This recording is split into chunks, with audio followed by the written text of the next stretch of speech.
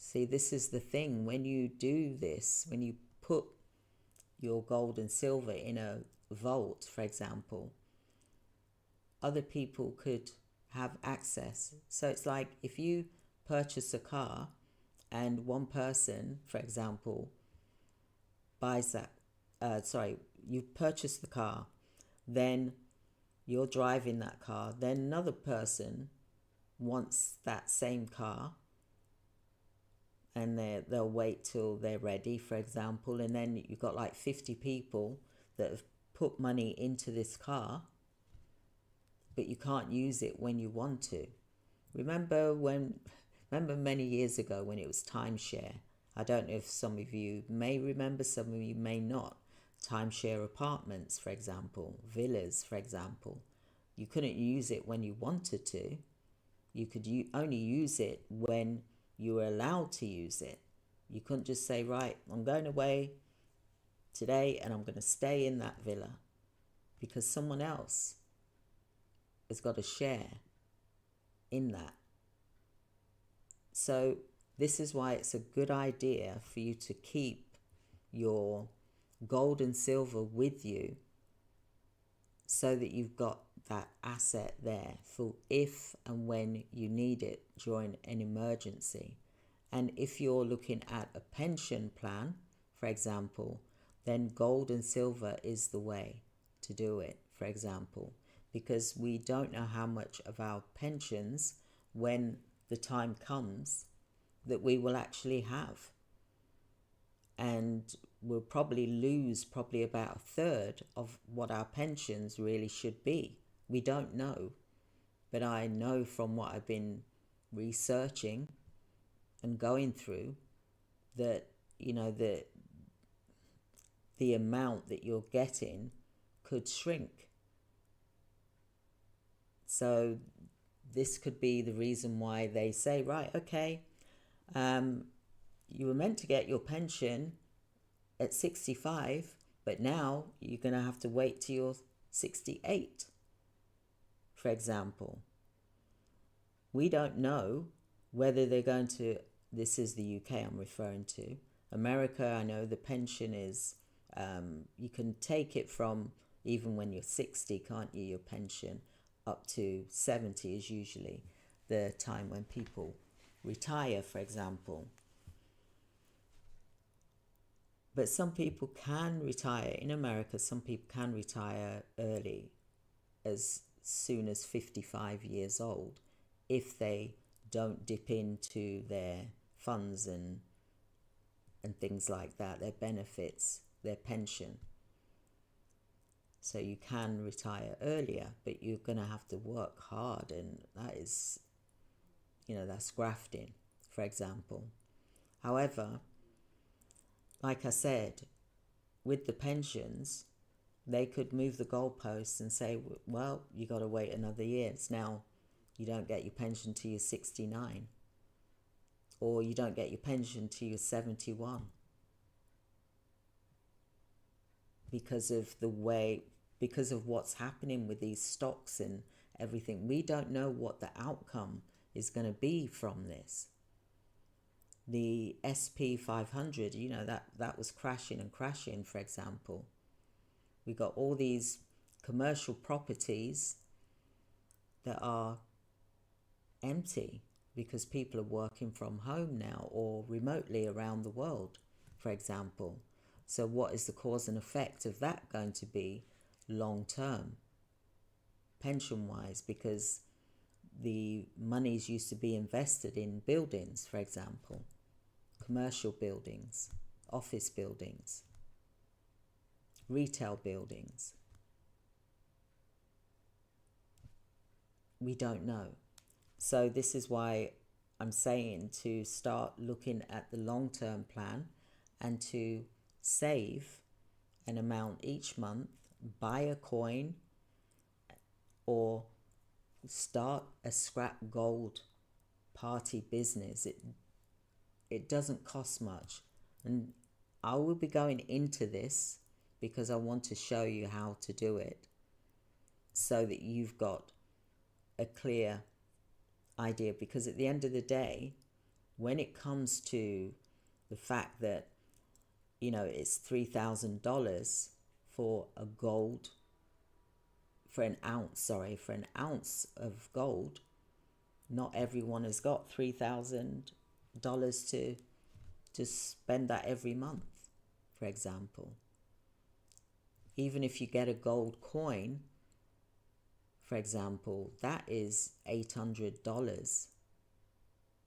So the gold coin is $800, or the ounce of gold is $3,000, whereas the ounce of silver is $35. And silver is going to become more and more prominent because it is a dual purpose. It's being used for industry, it's being used for our personal use, for example, our jewelries, for example. So there's only so many mines around the world, and I'm going to be doing a video on that, for example. These mines that globally, they're around the world, but they are depleting, and it's due to, according to the experts, because of all of the usage. We've got the EV, electronic vehicles, because of the AI, the chips for the AI, the renewable energy, solar panels, technology. It's such a long list for what silver is being used for, and there's no other material that is going to stand and work like silver does. So it's not like they can use another type of metal, as far as so far, as far as we know. It is, they're not able to do that. But these silver mines, they've all said globally, collectively, that in 20 years or 25 years or maybe even sooner, there will be no more silver mines unless they go on these discoveries. And they want to go on these discoveries to start digging to find more silver. And this is why I'm saying to you about the scrap gold business. Even if you're buying coins and buying, gold bars, silver bars, why not try the scrap gold?